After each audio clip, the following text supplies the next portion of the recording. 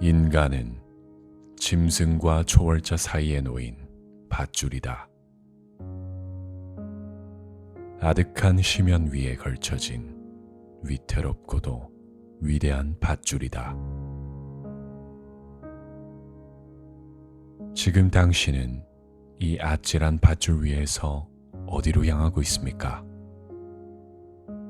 혹시 그저 떨어지지 않으려 발버둥 치며 남들과 똑같은 길을 걷는 것이 가장 안전하다고 스스로를 위로하고 있진 않습니까?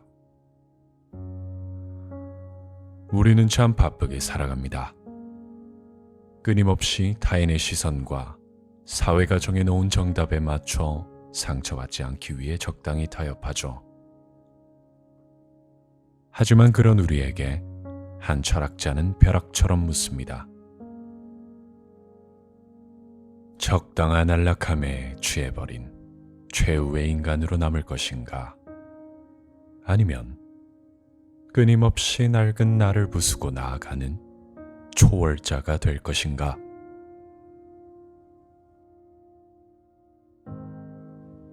반갑습니다. 도래기 책방입니다. 오늘 여러분과 함께 나눌 책 니체의 초월자는 바로 그 질문에 대한 조용하고 뜨거운 해답입니다. 이 책은 기존의 가치관을 깨부수고 저희 삶에 닥친 고난과 허무주의마저 온전히 껴안으며 오직 나만의 의미를 창조해 나가는 그런 과정을 이야기합니다. 이건 단순한 철학서가 아닙니다. 무기력해진 우리의 일상을 뒤흔들고 내면의 불꽃을 다시 피워올릴 은은하고도 강력한 위로가 되어줄 것입니다. 오늘 밤 혹은 오늘 하루를 맞이하는 지금 이 시간, 복잡한 생각은 잠시 내려놓으시고 편안한 마음으로 제 목소리에 귀를 기울여 주세요.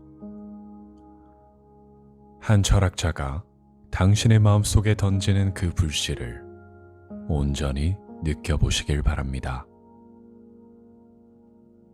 내 삶의 진짜 주인이 되기 위한 여정, 니체의 초월자, 지금 시작합니다.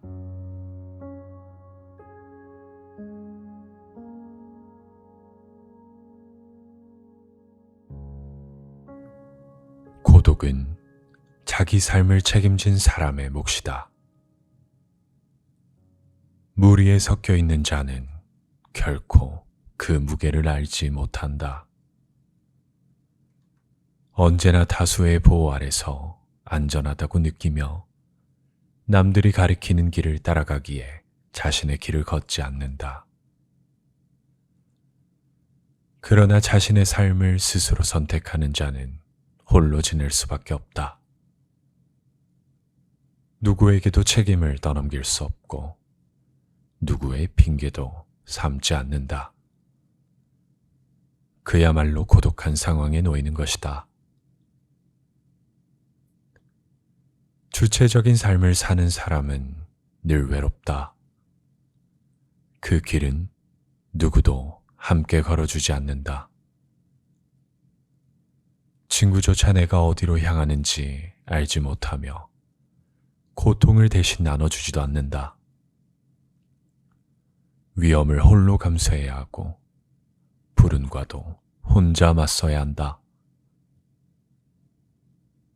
그러나 혹독한 그 길만이 인간을 강하게 만든다. 땅속을 파는 두더지처럼 홀로 파고드는 것이다. 아주 칠흑 같은 어둠 속에서 스스로를 단련한다. 하지만 그 고독은 나를 파괴하지 않고 오히려 나를 견고하게 만든다.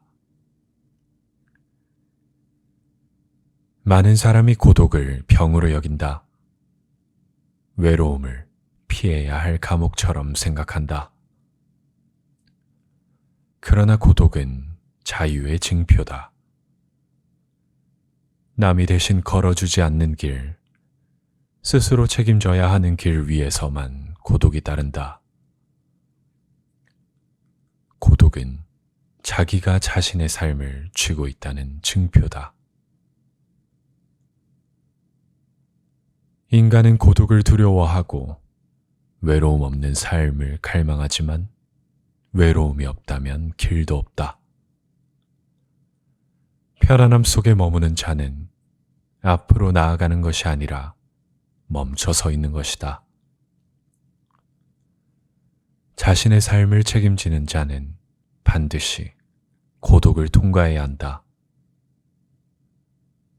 이 고독은 단순한 결핍이나 고통이 아니다.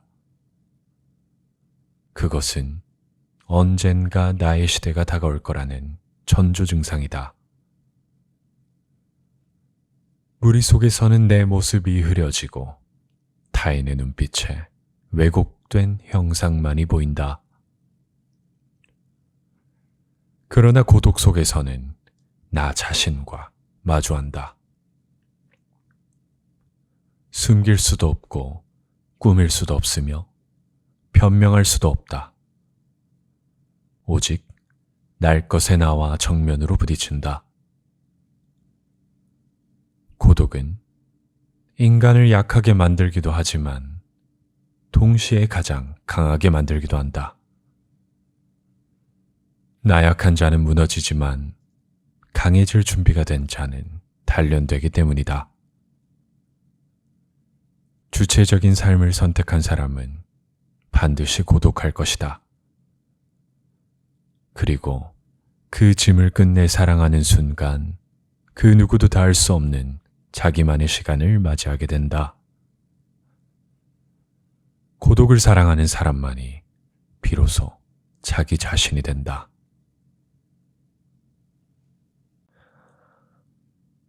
끝까지 버티는 자가 결국 이긴다.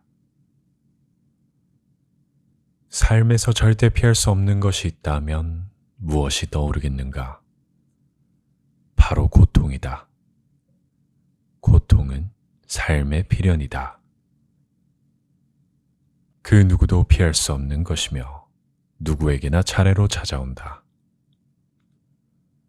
그러나 고통이 우리를 무너뜨리기 위해서 찾아오는 것은 아니다. 고통 속에서 무너지는 이유는 버티지 못하기 때문이다. 고통 속에서 버틴다는 것은 쉬운 일이 아니다. 그렇기에 인내가 힘의 척도가 되는 것이다. 아무나 버틸 수 없기 때문이다. 폭풍은 언제나 약한 가지부터 꺾는다. 바람이 몰아치면 잎사귀는 흩날리고 줄기가 약한 나무부터 부러진다. 그렇다면 누가 버티겠는가? 뿌리를 깊게 내린 나무다. 흔들릴 수는 있어도 쓰러지지 않는다. 인간의 삶도 마찬가지다. 시련은 누구에게나 오지만 끝까지 버티는 자만이 살아남는다.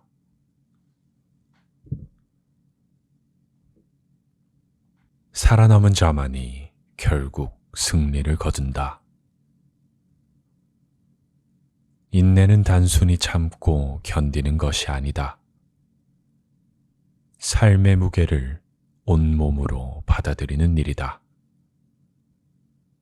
사람들은 흔히 인내를 수동적인 힘으로 생각하지만 실상은 그 반대다.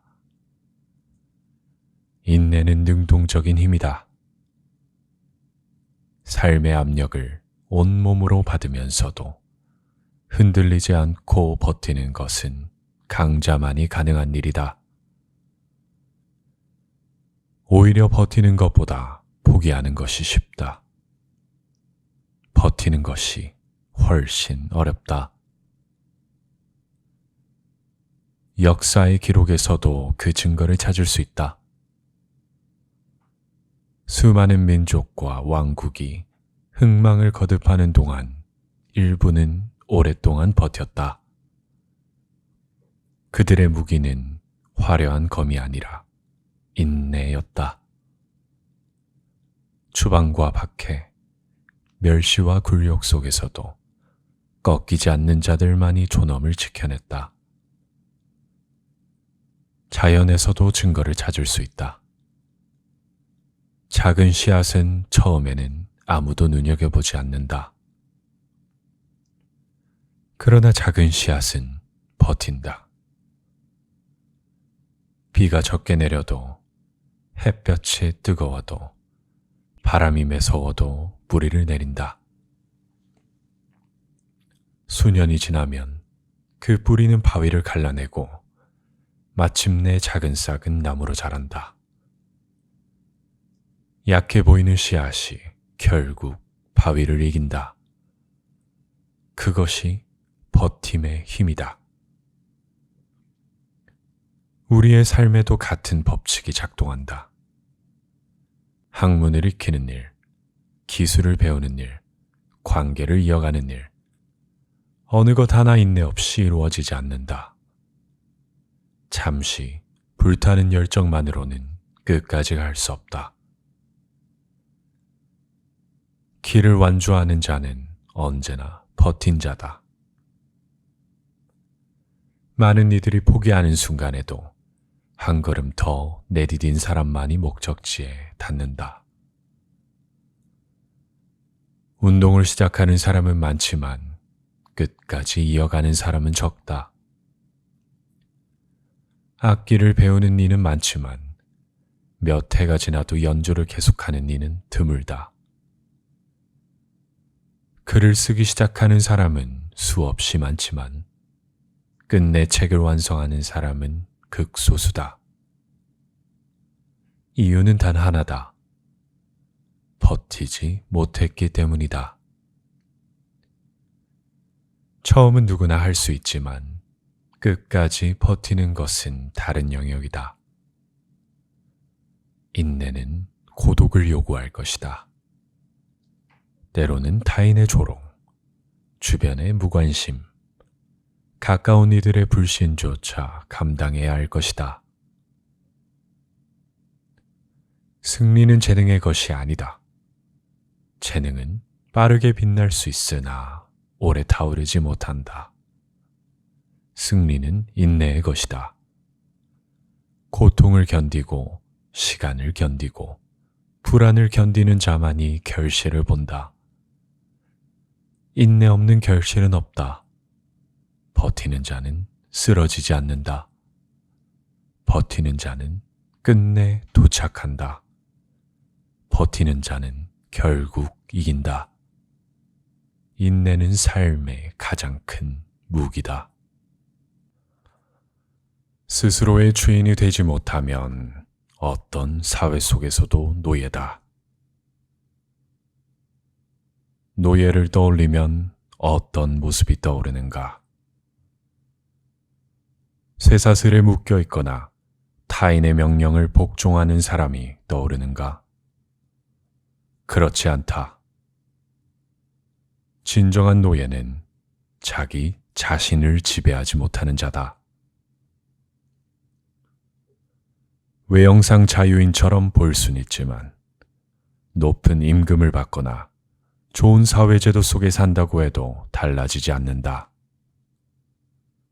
자기가 스스로의 주인이 되지 못하면 여전히 노예다.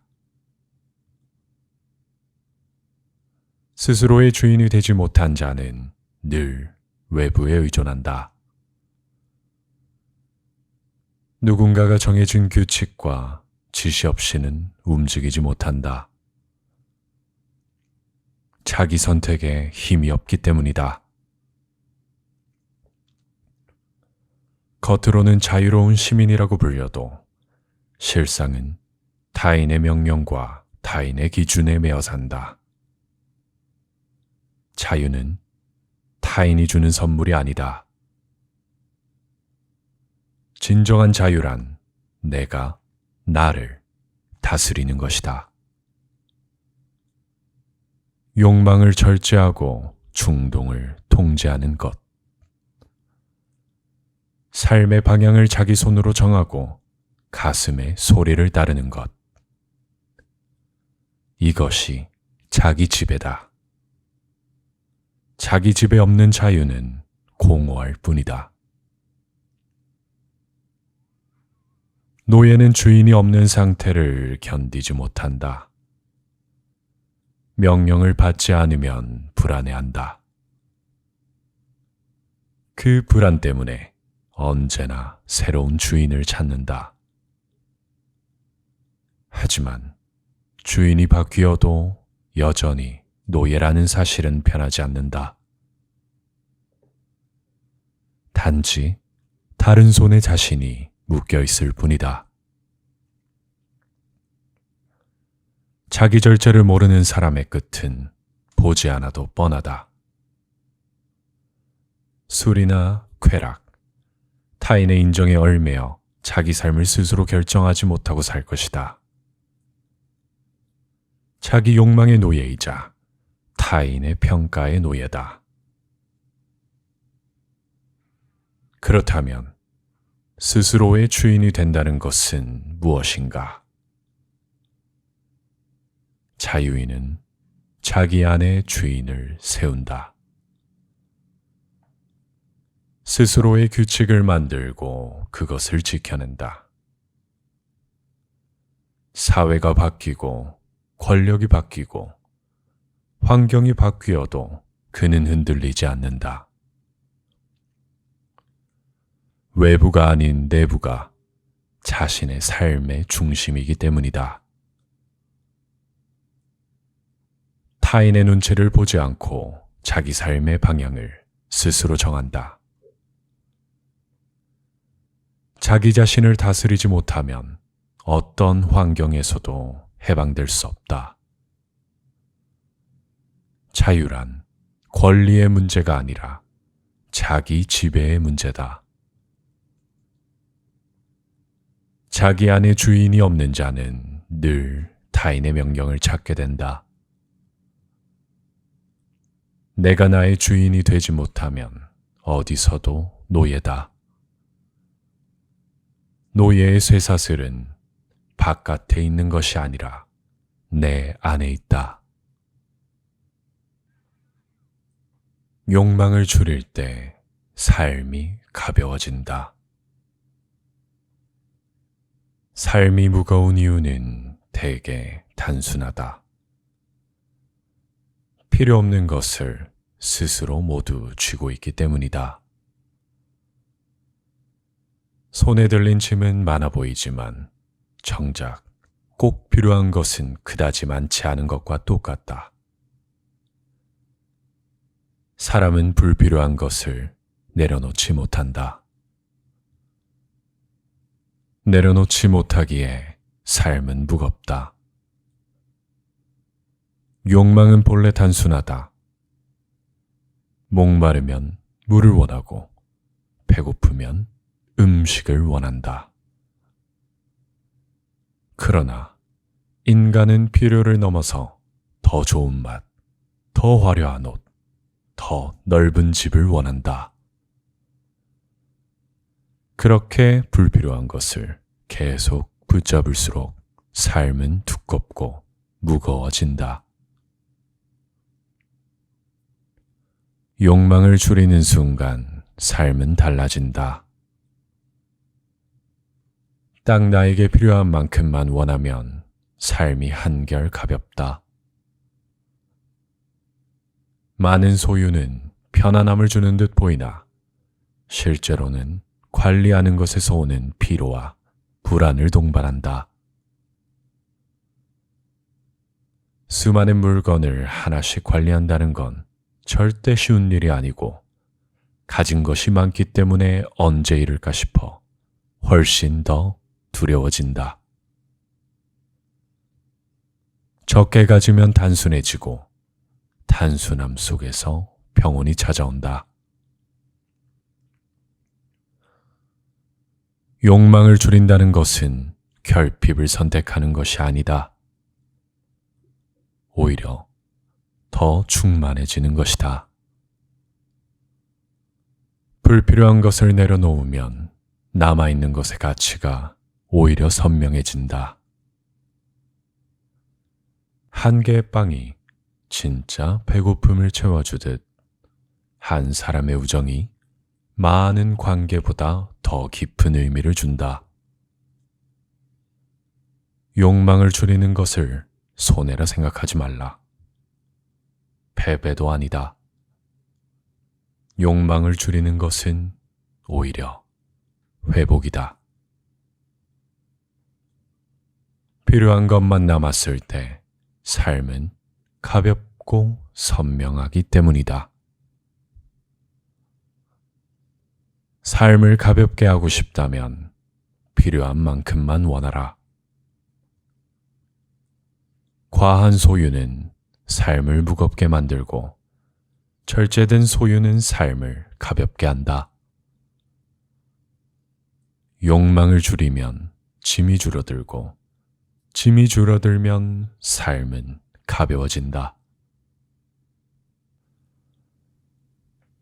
아름다움과 추함은 사물이 아니라 우리의 마음속에 있다. 사람들은 흔히 사물 그 자체에 아름다움이나 추함이 깃들어 있다고 생각한다. 그러나 깊이 들여다보면 그렇지 않다. 꽃이 아름답다고 말할 때 그 아름다움은 꽃 그 자체에 있지 않다. 그것을 바라보는 우리의 시선과 감정 속에 있다. 어떤 이는 한 송이의 장미를 보고 환희를 느끼지만 다른 이는 가시에 찔렸던 기억을 떠올린다. 같은 장미가 한 사람에게는 아름다움이고 한 사람에게는 불쾌함이다. 장미의 성질은 고정되어 있는데 말이다. 추함도 마찬가지다. 폐허가 된 건물을 보고 어떤 이는 두려움을 느끼지만 또 다른 이는 그 안에서 역사의 무게를 발견한다. 똑같은 잔해가 누군가에게는 깊이 대상이 되고 누군가에게는 감탄의 대상이 되는 것이다. 인생이란 본래 그것을 해석하는 우리의 마음이 만들어낸 그림자일 뿐이다. 이 통찰은 우리 삶에 그대로 적용된다. 어떤 사람은 소박한 시골길을 걸으며 아름다움을 느낀다. 다른 사람은 화려한 도시의 불빛 속에서만 감탄을 한다. 똑같은 풍경이 누군가에겐 지루함이고 다른 누군가에겐 기쁨이다. 차이는 사물이 아니다. 감각하는 주체의 마음에 있다. 세상은 본래 아름답지도 추하지도 않다. 세상은 단지 우리가 빛깔을 덧입히는 무대일 뿐이다. 내가 마음을 열면 사소한 것에서도 아름다움을 본다. 그러나 마음이 닫히면 가장 화려한 것에서도 추함을 느낀다. 사물은 거울일 뿐, 그 안에 비친 것은 나의 내면이다. 인생은 짧기에 오히려 더 빛난다. 많은 사람이 오래 사는 것이 곧 행복이라 믿는다. 끊임없이 이어지는 시간 속에서 자신이 계속 존재하기를 바란다. 그러나 그것이 정말로 축복일까? 영원한 삶이 과연 살아갈 만한 삶일까? 봄이 특별한 것은 겨울이 있기 때문이다.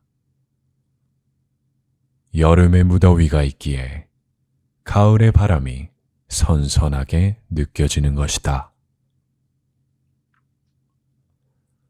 계절이 변하지 않는다면 봄의 온화함도 가을의 선선함도 느끼지 못한다. 삶의 아름다움은 무엇에서 비롯되는가? 유한함이다. 많은 사람이 영원을 원하지만 끝이 없으면 감각은 무뎌지고 아무것도 소중해지지 않는다. 시간이 정해져 있으면 언젠가는 끝난다는 것을 알기에 순간을 붙잡고 의미를 찾게 된다. 만약 그 무엇에도 끝이 없다면 모든 순간은 동일해진다.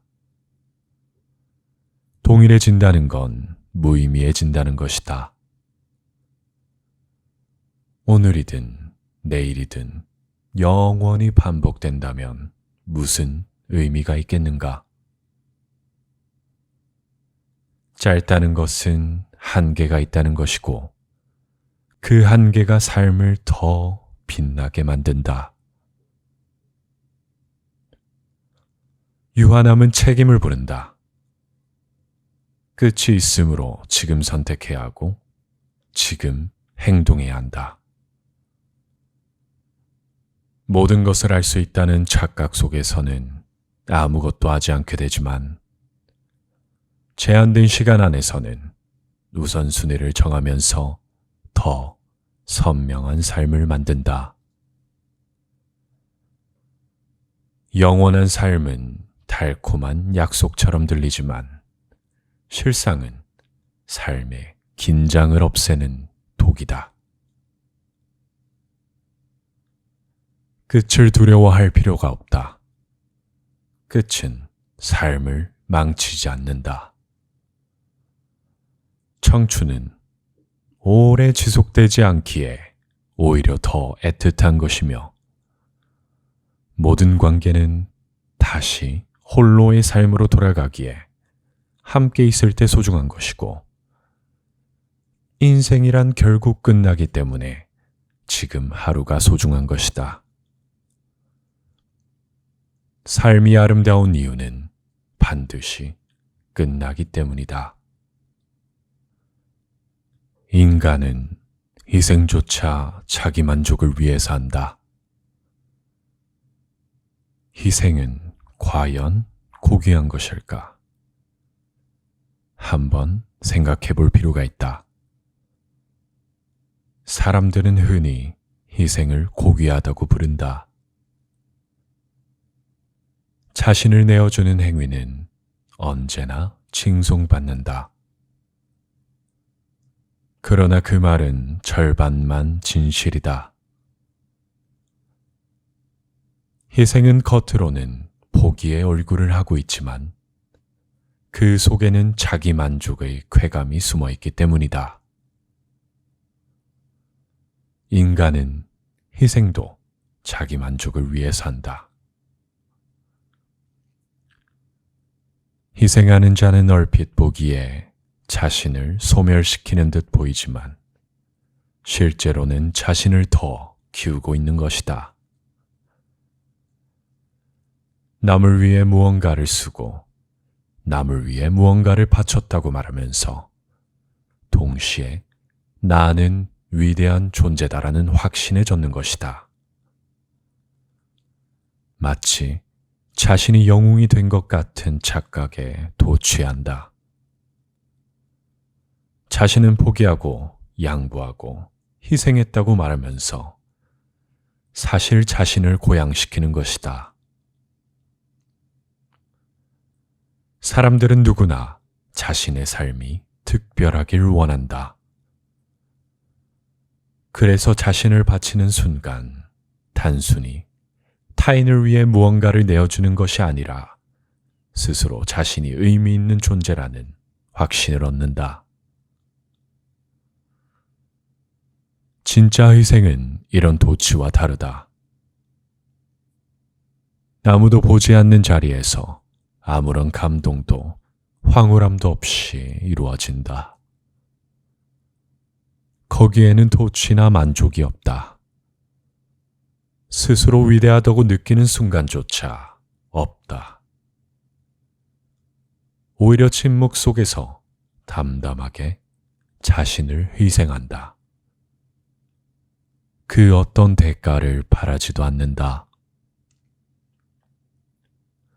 누군가의 존경이나 자기 자신에게 위안을 주기 위해서 하는 것이 아니기 때문이다. 하지만 이런 진정한 희생은 지루하기에 대부분은 열정적인 희생을 택하고 그 안에서 자기 자신을 즐긴다. 희생도 구분할 필요가 있다.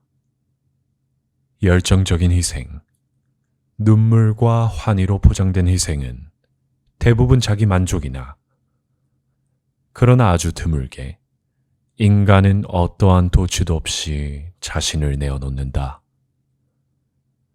그때 비로소 희생은 진짜가 된다. 오히려 차갑고 담담하지만 무색함 속에 진짜 자기 포기가 담겨 있다. 진짜 희생은 극히 드물다. 그러나 그 드문 가능성이 인간을 위대하게 만든다. 대부분 자기 만족을 위해서 희생하지만 가끔은 그 만족조차 버리고 스스로를 지워버리는 사람들이 있다. 희생은 대가를 바라지 않을 때 비로소 의미를 가진다. 자신의 불완전함을 사랑하라. 정말 단 하나의 상처도 없이 완벽한 대칭을 이루고 있는 사과를 보면 무슨 기분이 들겠는가? 마치 그림으로 그린 듯이 빨간 사과를 보면서 아름답다는 생각에 빤히 바라보게 될 것이다. 하지만 이상하게 손을 뻗어 만지려고 하면 머뭇거리게 될 것이다. 완벽한 존재는 흠잡을 곳이 없지만 그 흠없음을 바라보는 순간 오히려 거리감을 느낀다. 흠이 없기에 감탄할 수는 있어도 다가갈 수는 없다. 매끈하고 빈틈없는 존재는 친근하지 않다. 불완전함은 인간다움의 증거다. 작은 실수, 서투른 말투, 불균형한 성격, 쉽게 들어가는 감정, 어떤 상처들. 바로 이런 것이 사람을 진짜 인간으로 만든다. 완벽하게 계산된 태도와 결점 없는 모습은 처음에는 인상적일 수 있으나 오래 머물지는 못한다. 그 속에서 살아있다는 느낌을 받지 못하기 때문이다. 불완전함은 공감을 낳는다.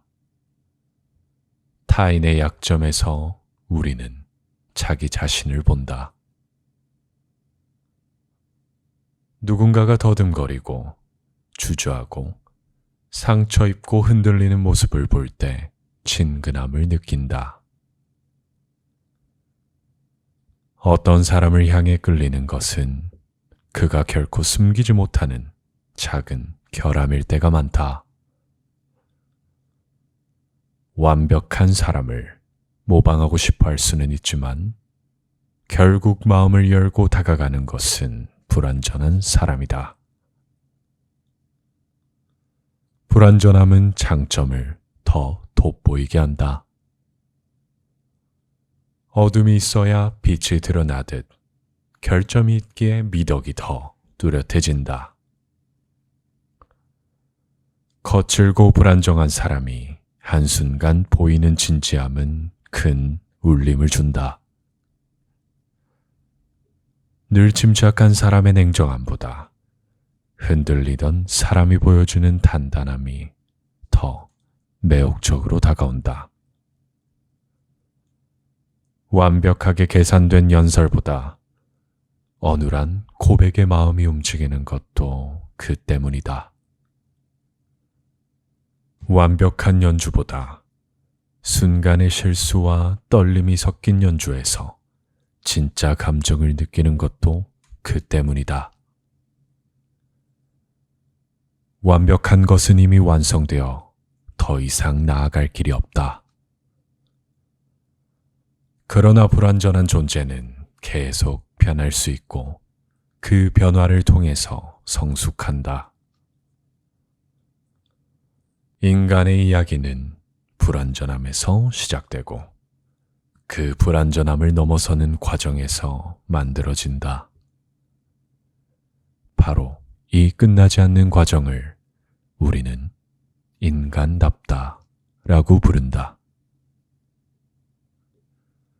그러나 대부분의 사람들이 자신의 불완전함을 부끄러움으로 여긴다. 흠을 감추려 하고 약점을 가리려 한다. 예술가가 결점을 작품 속에서 오히려 강렬한 퇴비로 활용하듯 인간은 자신의 약점을 받아들이면서 그것을 통해 장점을 돋보이게 만들고 더 나은 사람으로 나아가야 한다. 불완전한 곳이 있다는 것은 내가 더 나은 사람으로 초월할 수 있는 가능성이 있다는 뜻과 똑같다. 흠이 있기에 아름다운 것이 인간이다. 불완전함은 인간을 인간답게 만드는 조건이다. 불완전함을 거부하지 말라. 그것은 단순한 결핍이 아니라 매혹의 시작이자 변화의 기회다. 완벽은 닫혀 있으나 불완전함은 열려 있다.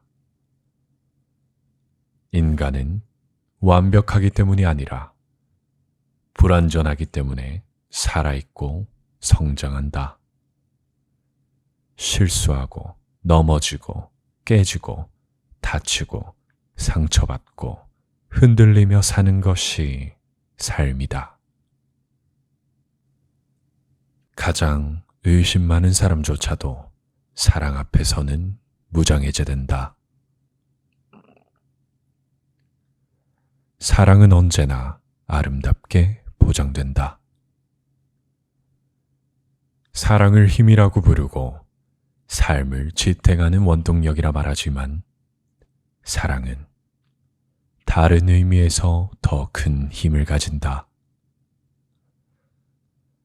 사랑은 인간을 가장 무력하게 만드는 힘이 된다. 평소에 의심이 많고 누구에게도 쉽게 마음을 열지 않던 사람이 유일하게 무장해제되는 것은 바로 사랑 앞에서다. 평생 동안 쌓아온 방어가 한순간에 무너진다. 사람을 믿지 않던 사람이 어느 순간 한 사람 앞에서는 모든 것을 믿게 된다.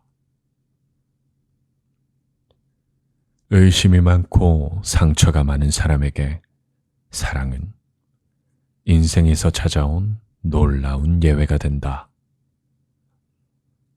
그러나 이 예외는 그를 강하게 만들지 않는다.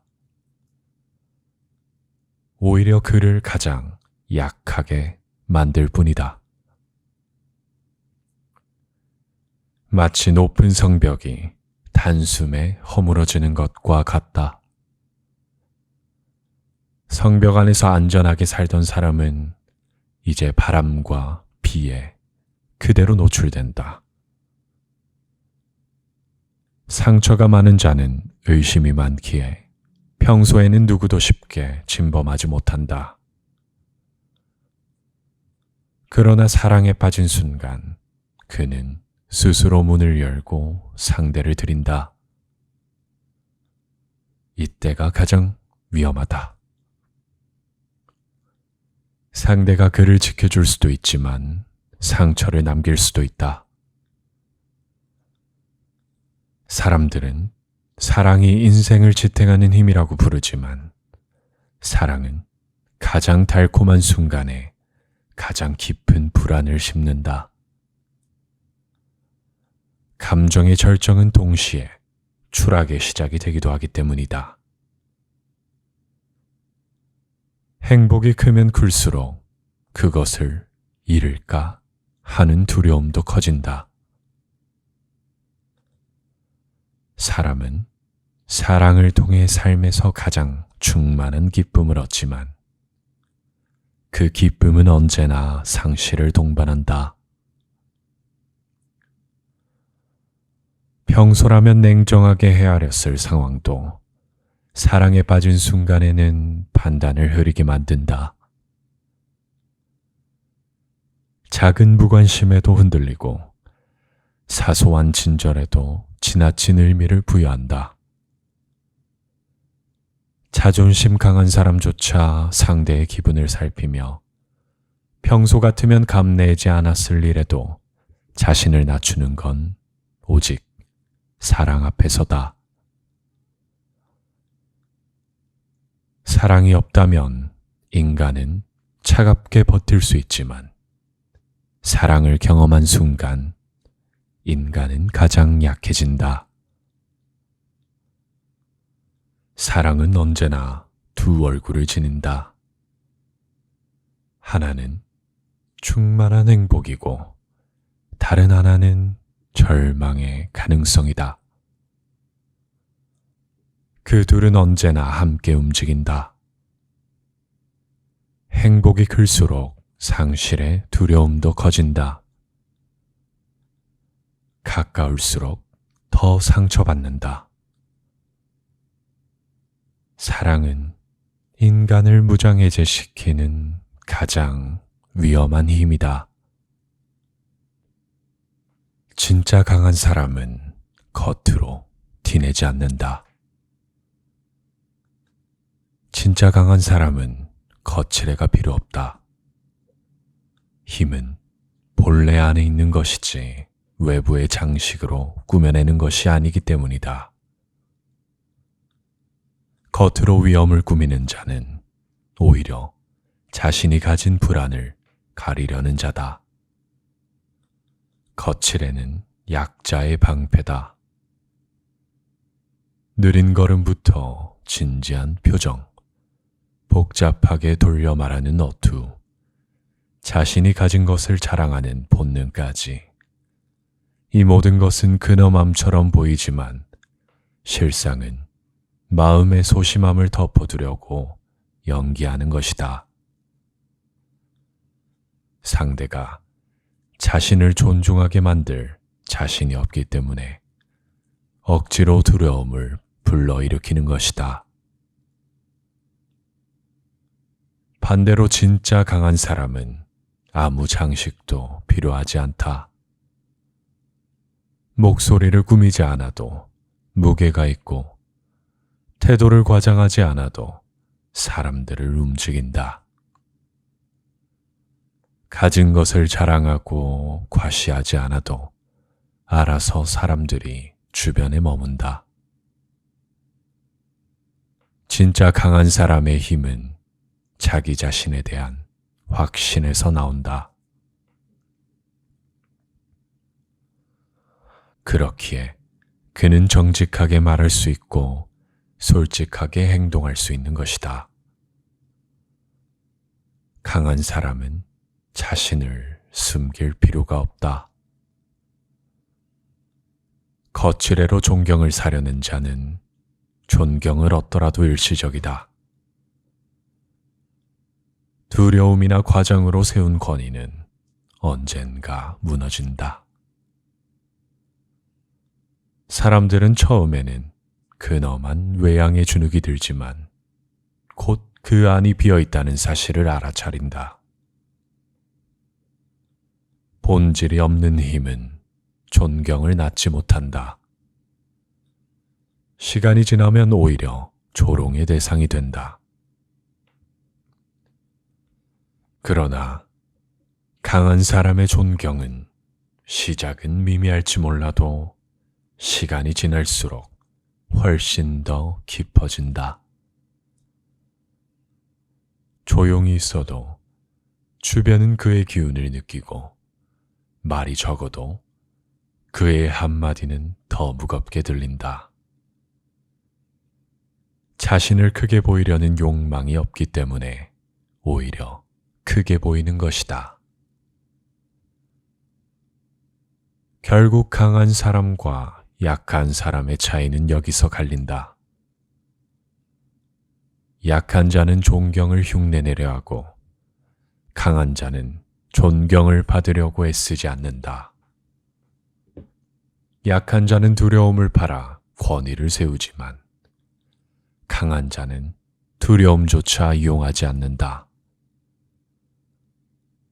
약한 자는 자신이 가진 것을 과시하지만 강한 자는 굳이 자신이 가진 것을 과시하지 않는다. 사람들이 결국 누군가를 따르는 것은 거칠애가 아니라 본질이다. 누군가가 지나치게 자신을 꾸미거나 과시한다면 경계하라. 그는 자신의 약점을 숨기고 쟁취하고 싶은 것이 명확히 있는 비겁하고 교활한 사람일 수 있다. 꾸미지 않아도 무게가 느껴지는 자가 진짜 강한 사람이다.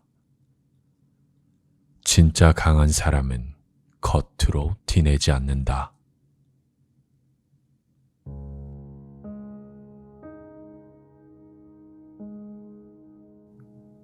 고독은 자기 삶을 책임진 사람의 몫이다. 무리에 섞여 있는 자는 결코 그 무게를 알지 못한다. 언제나 다수의 보호 아래서 안전하다고 느끼며 남들이 가리키는 길을 따라가기에 자신의 길을 걷지 않는다. 그러나 자신의 삶을 스스로 선택하는 자는 홀로 지낼 수밖에 없다. 누구에게도 책임을 떠넘길 수 없고 누구의 핑계도 삼지 않는다. 그야말로 고독한 상황에 놓이는 것이다. 주체적인 삶을 사는 사람은 늘 외롭다. 그 길은 누구도 함께 걸어주지 않는다. 친구조차 내가 어디로 향하는지 알지 못하며 고통을 대신 나눠주지도 않는다. 위험을 홀로 감수해야 하고 불운과도 혼자 맞서야 한다. 그러나 혹독한 그 길만이 인간을 강하게 만든다. 땅속을 파는 두더지처럼 홀로 파고드는 것이다. 아주 칠흑 같은 어둠 속에서 스스로를 단련한다. 하지만 그 고독은 나를 파괴하지 않고 오히려 나를 견고하게 만든다. 많은 사람이 고독을 병으로 여긴다. 외로움을 피해야 할 감옥처럼 생각한다. 그러나 고독은 자유의 징표다. 남이 대신 걸어주지 않는 길, 스스로 책임져야 하는 길 위에서만 고독이 따른다. 고독은 자기가 자신의 삶을 쥐고 있다는 증표다. 인간은 고독을 두려워하고 외로움 없는 삶을 갈망하지만 외로움이 없다면 길도 없다. 편안함 속에 머무는 자는 앞으로 나아가는 것이 아니라 멈춰 서 있는 것이다. 자신의 삶을 책임지는 자는 반드시 고독을 통과해야 한다. 이 고독은 단순한 결핍이나 고통이 아니다. 그것은 언젠가 나의 시대가 다가올 거라는 전조 증상이다. 무리 속에서는 내 모습이 흐려지고 타인의 눈빛에 왜곡된 형상만이 보인다. 그러나 고독 속에서는 나 자신과 마주한다. 숨길 수도 없고 꾸밀 수도 없으며 변명할 수도 없다. 오직 날 것의 나와 정면으로 부딪힌다. 고독은 인간을 약하게 만들기도 하지만 동시에 가장 강하게 만들기도 한다. 나약한 자는 무너지지만 강해질 준비가 된 자는 단련되기 때문이다. 주체적인 삶을 선택한 사람은 반드시 고독할 것이다. 그리고 그 짐을 끝내 사랑하는 순간 그 누구도 닿을 수 없는 자기만의 시간을 맞이하게 된다. 고독을 사랑하는 사람만이 비로소 자기 자신이 된다.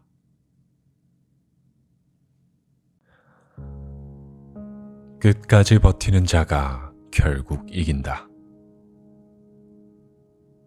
삶에서 절대 피할 수 없는 것이 있다면 무엇이 떠오르겠는가? 바로 고통이다. 고통은 삶의 필연이다. 그 누구도 피할 수 없는 것이며 누구에게나 차례로 찾아온다. 그러나 고통이 우리를 무너뜨리기 위해서 찾아오는 것은 아니다. 고통 속에서 무너지는 이유는 버티지 못하기 때문이다. 고통 속에서 버틴다는 것은 쉬운 일이 아니다. 그렇기에 인내가 힘의 척도가 되는 것이다. 아무나 버틸 수 없기 때문이다. 폭풍은 언제나 약한 가지부터 꺾는다. 바람이 몰아치면 잎사귀는 흩날리고 줄기가 약한 나무부터 부러진다. 그렇다면 누가 버티겠는가? 뿌리를 깊게 내린 나무다. 흔들릴 수는 있어도 쓰러지지 않는다. 인간의 삶도 마찬가지다. 시련은 누구에게나 오지만 끝까지 버티는 자만이 살아남는다.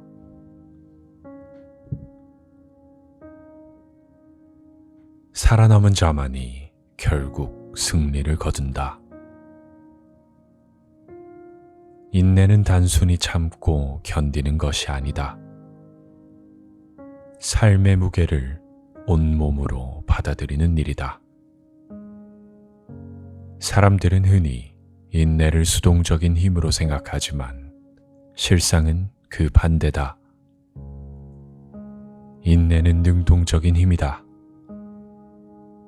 삶의 압력을 온몸으로 받으면서도 흔들리지 않고 버티는 것은 강자만이 가능한 일이다. 오히려 버티는 것보다 포기하는 것이 쉽다.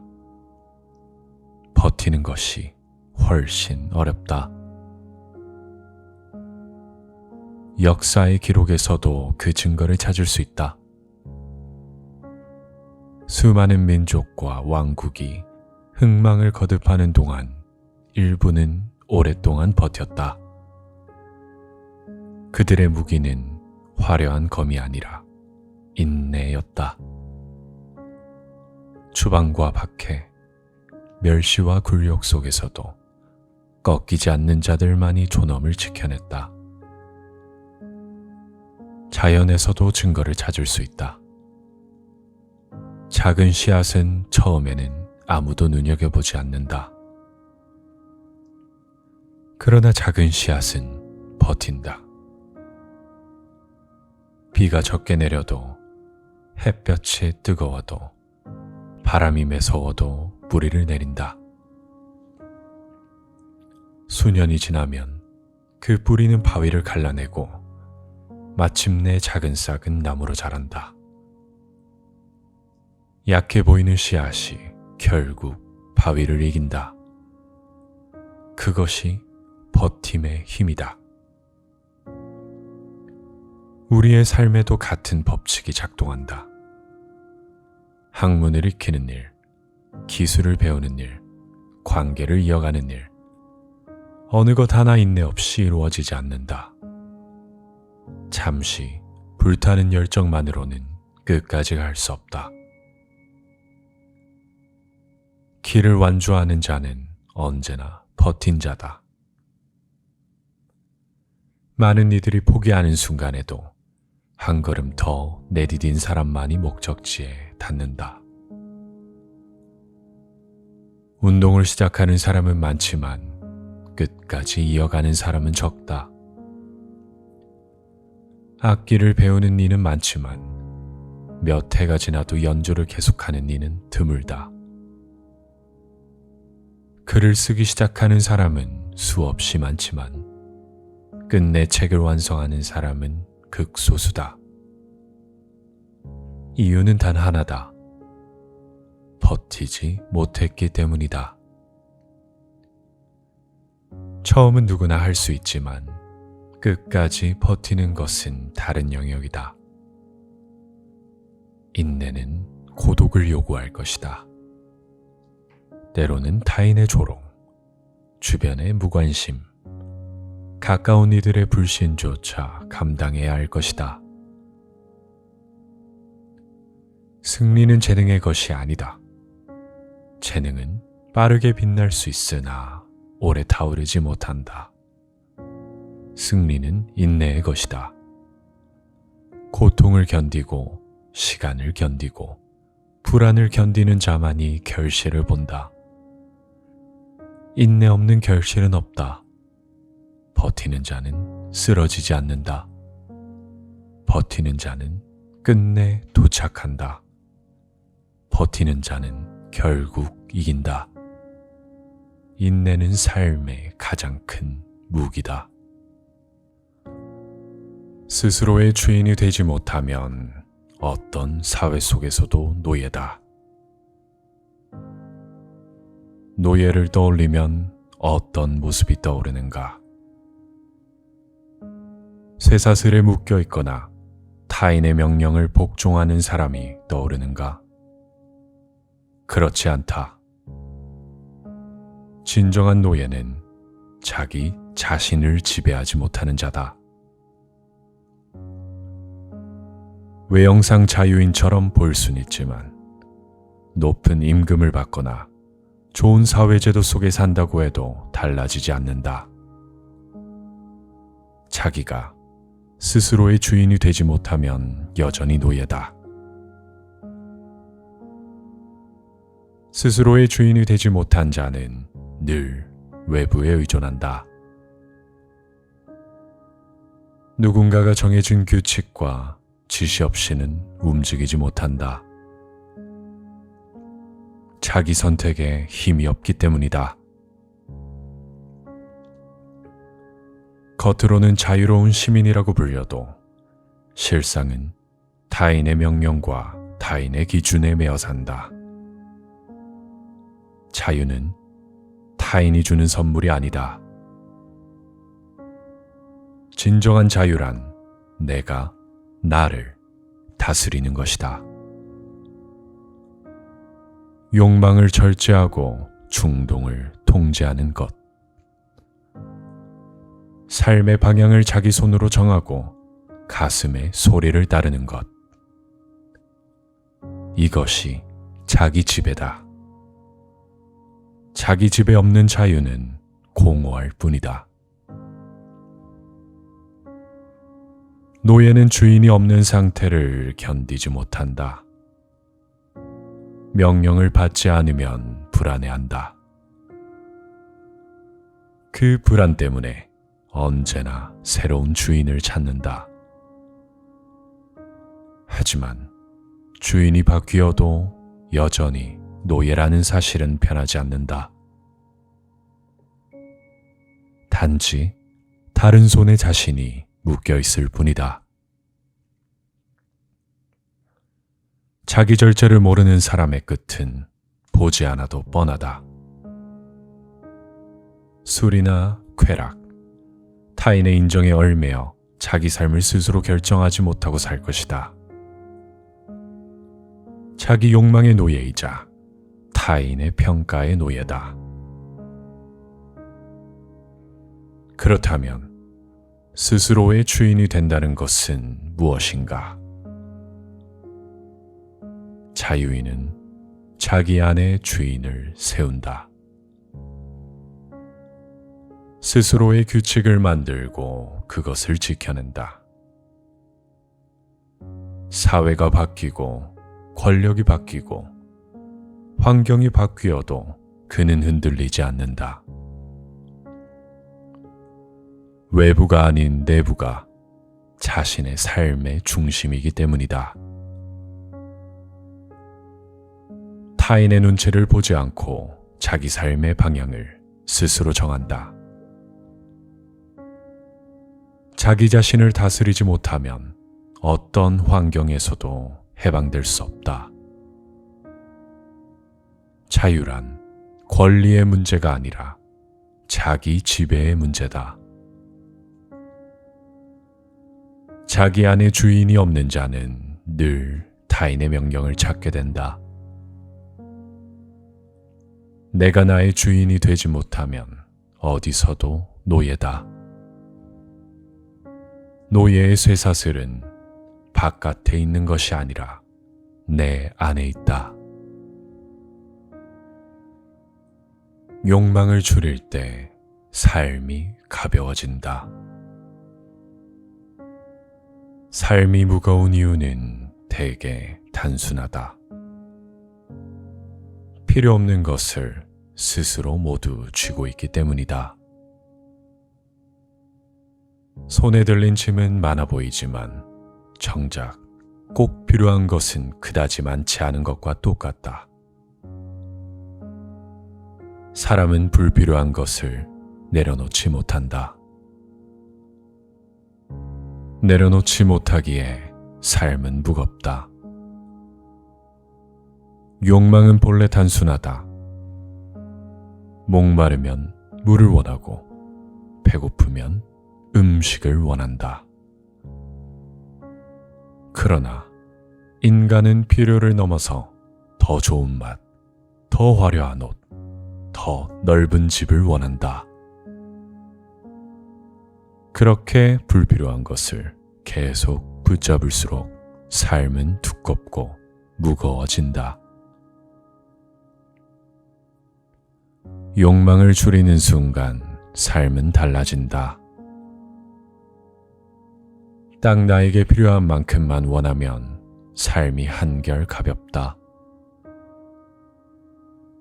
많은 소유는 편안함을 주는 듯 보이나 실제로는 관리하는 것에서 오는 피로와 불안을 동반한다. 수많은 물건을 하나씩 관리한다는 건 절대 쉬운 일이 아니고 가진 것이 많기 때문에 언제 이룰까 싶어 훨씬 더 두려워진다. 적게 가지면 단순해지고 단순함 속에서 평온이 찾아온다. 욕망을 줄인다는 것은 결핍을 선택하는 것이 아니다. 오히려 더 충만해지는 것이다. 불필요한 것을 내려놓으면 남아있는 것의 가치가 오히려 선명해진다. 한 개의 빵이 진짜 배고픔을 채워주듯 한 사람의 우정이 많은 관계보다 더 깊은 의미를 준다.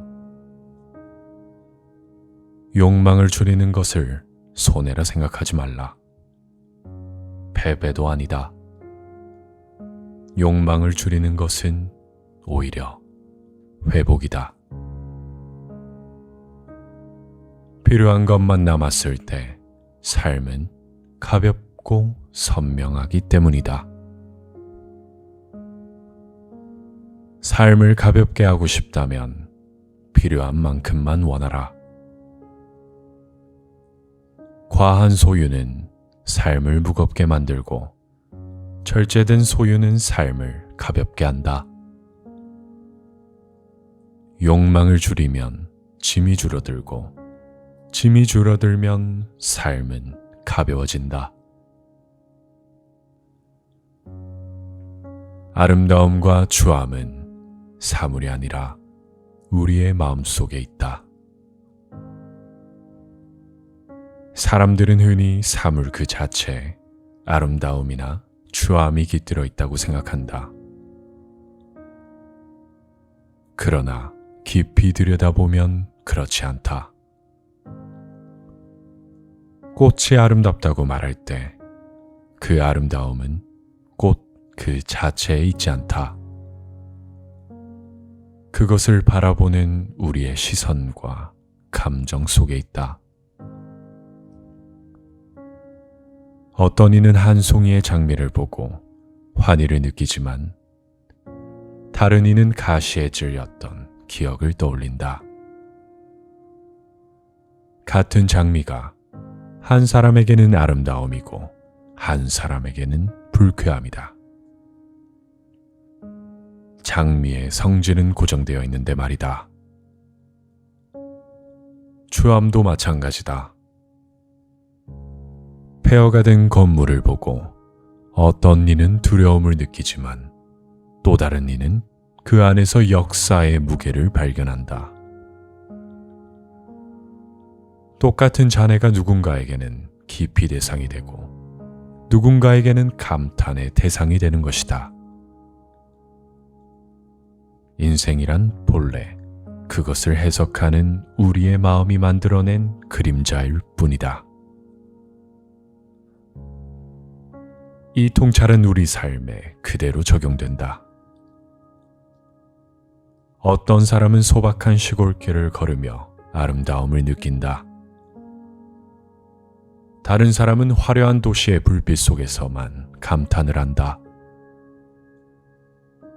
똑같은 풍경이 누군가에겐 지루함이고 다른 누군가에겐 기쁨이다. 차이는 사물이 아니다. 감각하는 주체의 마음에 있다. 세상은 본래 아름답지도 추하지도 않다. 세상은 단지 우리가 빛깔을 더딥히는 무대일 뿐이다. 내가 마음을 열면 사소한 것에서도 아름다움을 본다. 그러나 마음이 닫히면 가장 화려한 것에서도 추함을 느낀다. 사물은 거울일 뿐, 그 안에 비친 것은 나의 내면이다. 인생은 짧기에 오히려 더 빛난다. 많은 사람이 오래 사는 것이 곧 행복이라 믿는다. 끊임없이 이어지는 시간 속에서 자신이 계속 존재하기를 바란다. 그러나 그것이 정말로 축복일까? 영원한 삶이 과연 살아갈 만한 삶일까? 봄이 특별한 것은 겨울이 있기 때문이다. 여름의 무더위가 있기에 가을의 바람이 선선하게 느껴지는 것이다. 계절이 변하지 않는다면 봄의 온화함도 가을의 선선함도 느끼지 못한다. 삶의 아름다움은 무엇에서 비롯되는가? 유한함이다. 많은 사람이 영원을 원하지만 끝이 없으면 감각은 무뎌지고 아무것도 소중해지지 않는다. 시간이 정해져 있으면 언젠가는 끝난다는 것을 알기에 순간을 붙잡고 의미를 찾게 된다. 만약 그 무엇에도 끝이 없다면 모든 순간은 동일해진다. 동일해진다는 건 무의미해진다는 것이다. 오늘이든 내일이든 영원히 반복된다면 무슨 의미가 있겠는가? 짧다는 것은 한계가 있다는 것이고 그 한계가 삶을 더 빛나게 만든다. 유한함은 책임을 부른다. 끝이 있으므로 지금 선택해야 하고 지금 행동해야 한다. 모든 것을 알 수 있다는 착각 속에서는 아무것도 하지 않게 되지만 제한된 시간 안에서는 우선순위를 정하면서 더 선명한 삶을 만든다. 영원한 삶은 달콤한 약속처럼 들리지만 실상은 삶의 긴장을 없애는 독이다. 끝을 두려워할 필요가 없다. 끝은 삶을 망치지 않는다. 청춘은 오래 지속되지 않기에 오히려 더 애틋한 것이며 모든 관계는 다시 홀로의 삶으로 돌아가기에 함께 있을 때 소중한 것이고 인생이란 결국 끝나기 때문에 지금 하루가 소중한 것이다. 삶이 아름다운 이유는 반드시 끝나기 때문이다. 인간은 희생조차 자기 만족을 위해서 한다. 희생은 과연 고귀한 것일까? 한번 생각해 볼 필요가 있다. 사람들은 흔히 희생을 고귀하다고 부른다. 자신을 내어주는 행위는 언제나 칭송받는다. 그러나 그 말은 절반만 진실이다.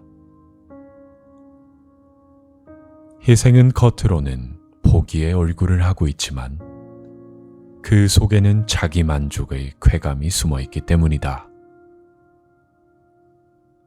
인간은 희생도 자기 만족을 위해서 한다.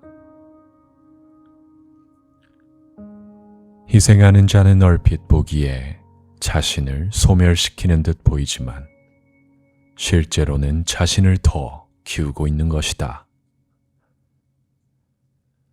남을 위해 무언가를 쓰고 남을 위해 무언가를 바쳤다고 말하면서 동시에 나는 위대한 존재다라는 확신에 젖는 것이다.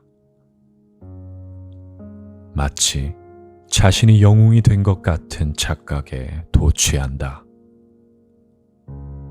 자신은 포기하고 양보하고 희생했다고 말하면서 사실 자신을 고양시키는 것이다.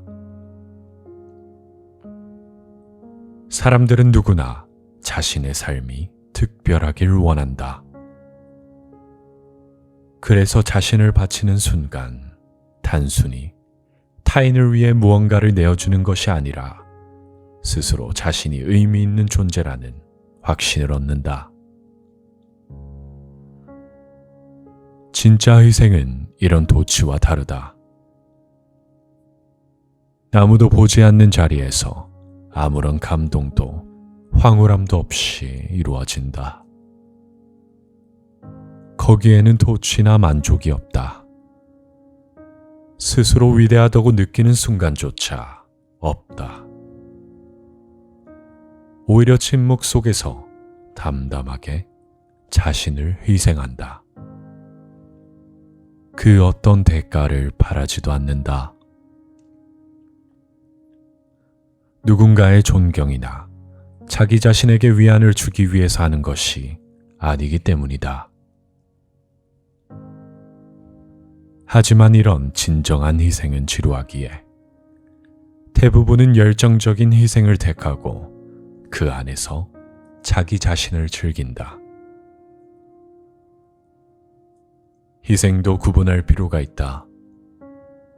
열정적인 희생, 눈물과 환희로 포장된 희생은 대부분 자기 만족이나 그러나 아주 드물게 인간은 어떠한 도취도 없이 자신을 내어놓는다. 그때 비로소 희생은 진짜가 된다. 오히려 차갑고 담담하지만 무색함 속에 진짜 자기 포기가 담겨 있다. 진짜 희생은 극히 드물다.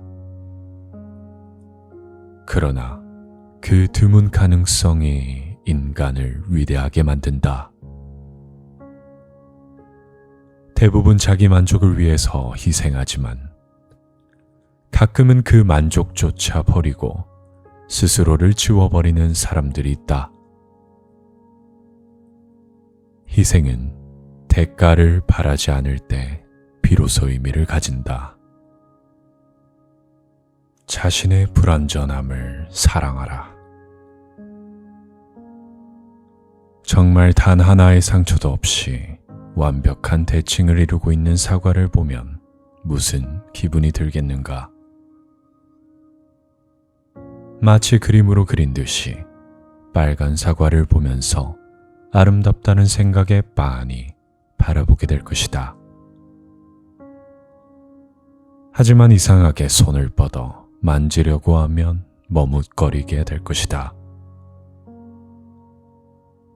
완벽한 존재는 흠잡을 곳이 없지만 그 흠없음을 바라보는 순간 오히려 거리감을 느낀다. 흠이 없기에 감탄할 수는 있어도 다가갈 수는 없다. 매끈하고 빈틈없는 존재는 친근하지 않다. 불완전함은 인간다움의 증거다. 작은 실수, 서투른 말투, 불균형한 성격, 쉽게 들어가는 감정, 어떤 상처들. 바로 이런 것이 사람을 진짜 인간으로 만든다. 완벽하게 계산된 태도와 결점 없는 모습은 처음에는 인상적일 수 있으나 오래 머물지는 못한다. 그 속에서 살아있다는 느낌을 받지 못하기 때문이다. 불완전함은 공감을 낳는다. 타인의 약점에서 우리는 자기 자신을 본다.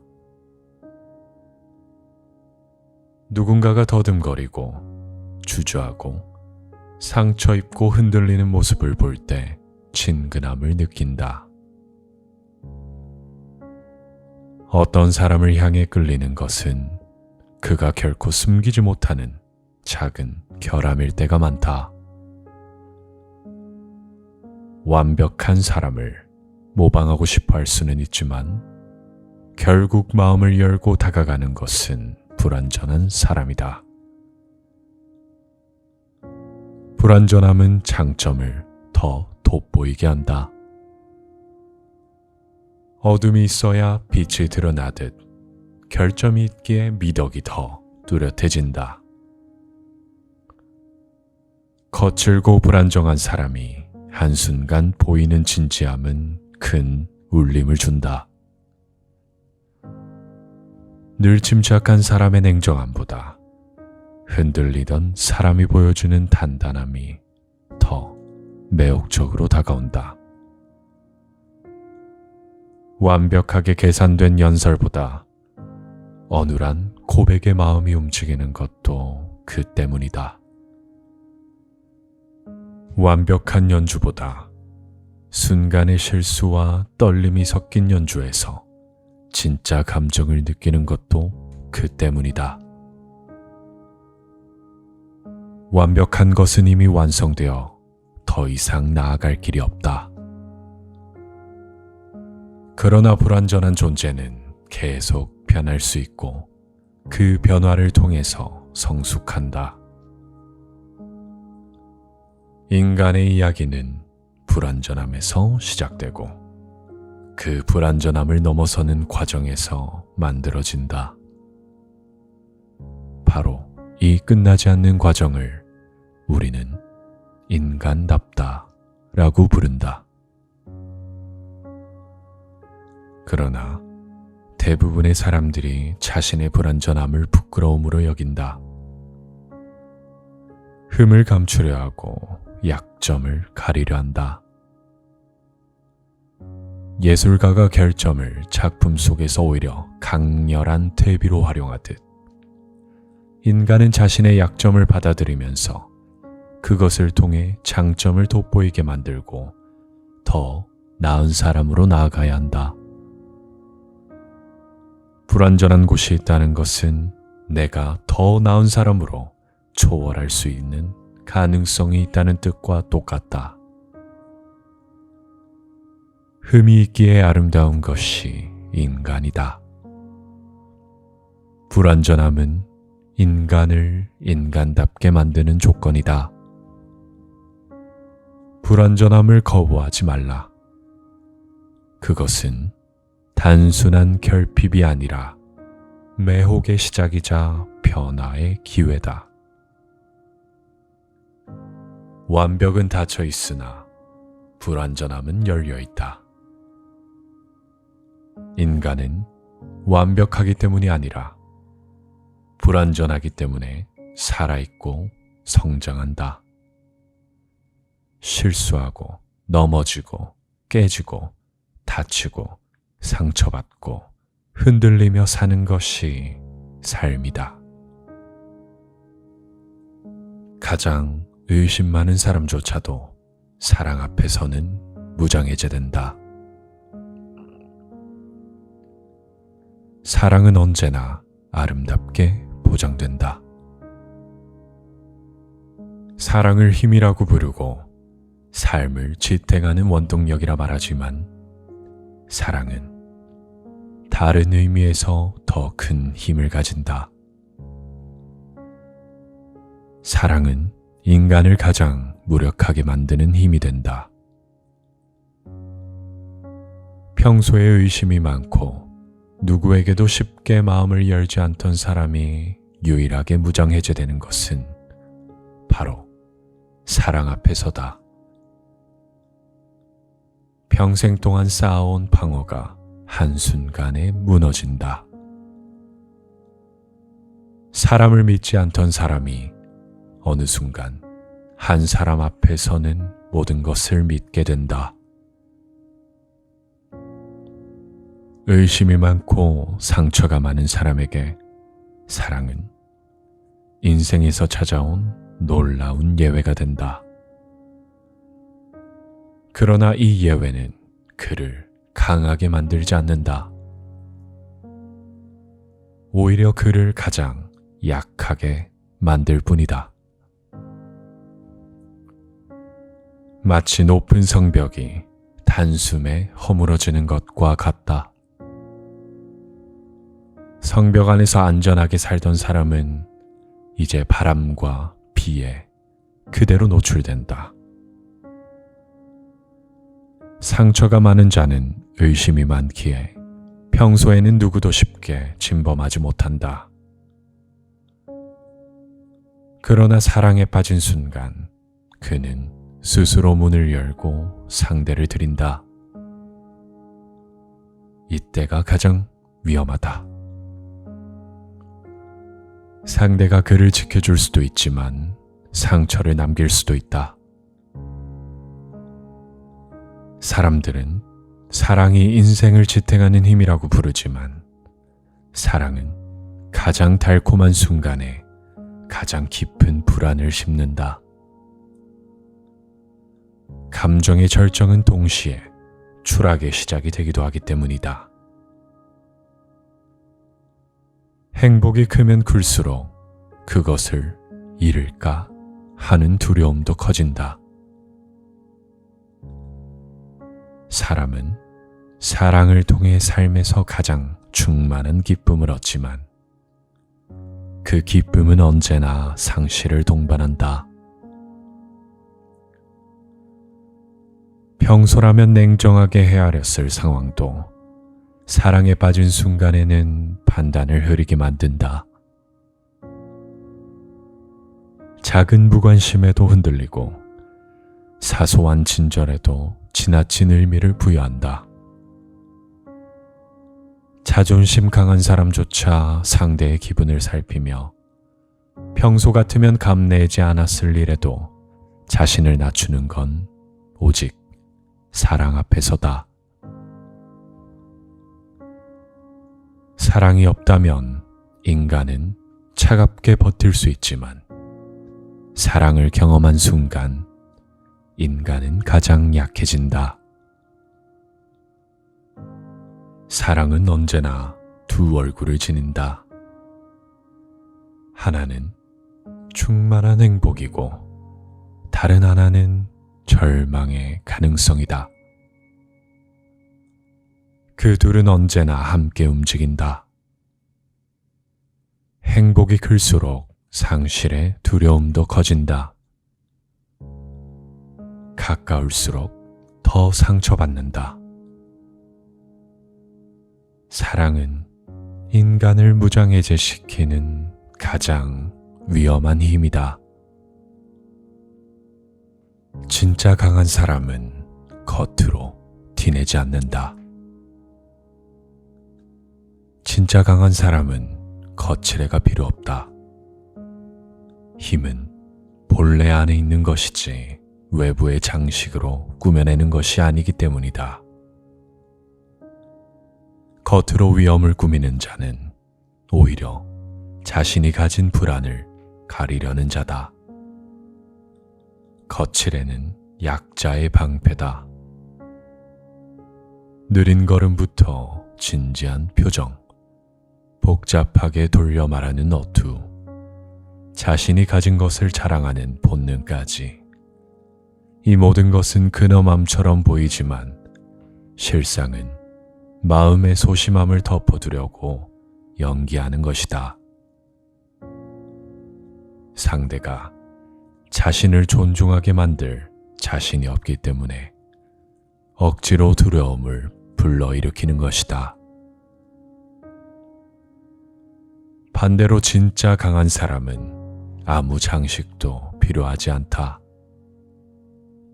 목소리를 꾸미지 않아도 무게가 있고 태도를 과장하지 않아도 사람들을 움직인다. 가진 것을 자랑하고 과시하지 않아도 알아서 사람들이 주변에 머문다. 진짜 강한 사람의 힘은 자기 자신에 대한 확신에서 나온다. 그렇기에 그는 정직하게 말할 수 있고 솔직하게 행동할 수 있는 것이다. 강한 사람은 자신을 숨길 필요가 없다. 거칠애로 존경을 사려는 자는 존경을 얻더라도 일시적이다. 두려움이나 과장으로 세운 권위는 언젠가 무너진다. 사람들은 처음에는 근엄한 외양의 주눅이 들지만 곧 그 안이 비어있다는 사실을 알아차린다. 본질이 없는 힘은 존경을 낳지 못한다. 시간이 지나면 오히려 조롱의 대상이 된다. 그러나 강한 사람의 존경은 시작은 미미할지 몰라도 시간이 지날수록 훨씬 더 깊어진다. 조용히 있어도 주변은 그의 기운을 느끼고 말이 적어도 그의 한마디는 더 무겁게 들린다. 자신을 크게 보이려는 욕망이 없기 때문에 오히려 크게 보이는 것이다. 결국 강한 사람과 약한 사람의 차이는 여기서 갈린다. 약한 자는 존경을 흉내내려 하고 강한 자는 존경을 받으려고 애쓰지 않는다. 약한 자는 두려움을 팔아 권위를 세우지만 강한 자는 두려움조차 이용하지 않는다. 약한 자는 자신이 가진 것을 과시하지만 강한 자는 굳이 자신이 가진 것을 과시하지 않는다. 사람들이 결국 누군가를 따르는 것은 거칠애가 아니라 본질이다. 누군가가 지나치게 자신을 꾸미거나 과시한다면 경계하라. 그는 자신의 약점을 숨기고 쟁취하고 싶은 것이 명확히 있는 비겁하고 교활한 사람일 수 있다. 꾸미지 않아도 무게가 느껴지는 자가 진짜 강한 사람이다. 진짜 강한 사람은 겉으로 티내지 않는다.